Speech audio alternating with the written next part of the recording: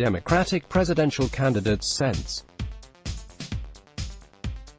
Kamala Harris of California and Elizabeth Warren of Massachusetts are taking heat from fact-checkers for claiming the white officer who fatally shot Michael Brown in Ferguson, Missouri 5 years ago murdered the black teenager. Harris, Warren wrong about Brown shooting, read a headline Monday from the non-profit website factcheck.org. Washington Post fact-checker Glenn Kessler on Monday also awarded both senators for Pinocchios over the claims. Former Democratic lawmaker in Missouri criticizes Warren over Michael Brown tweet. Harris and Warren's comments were made last week as Democratic presidential candidates marked the 5-year anniversary of the unrest in Ferguson after the controversial shooting of Brown. In a tweet on Friday, Harris wrote, "Michael Brown's murder forever changed Ferguson and America. His tragic death sparked a desperately needed conversation and a nationwide movement.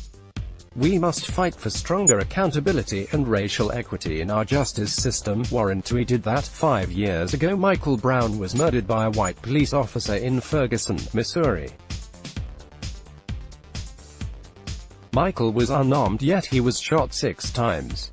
I stand with activists and organizers who continue the fight for justice for Michael.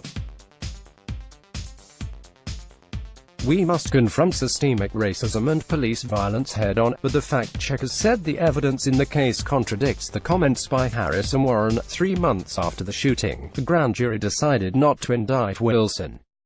And in March of 2015, a report released by President Barack Obama's Department of Justice found that Officer Darren Wilson most likely had reason to fear for his life and did not break the law when shooting Brown.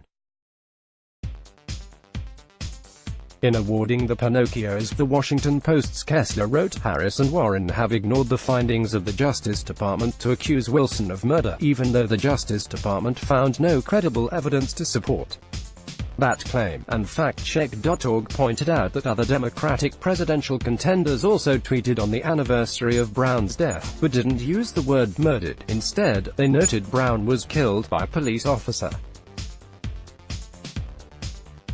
The August 9, 2014 shooting of the unarmed Brown dominated national headlines 5 years ago, igniting protests and riots in Ferguson.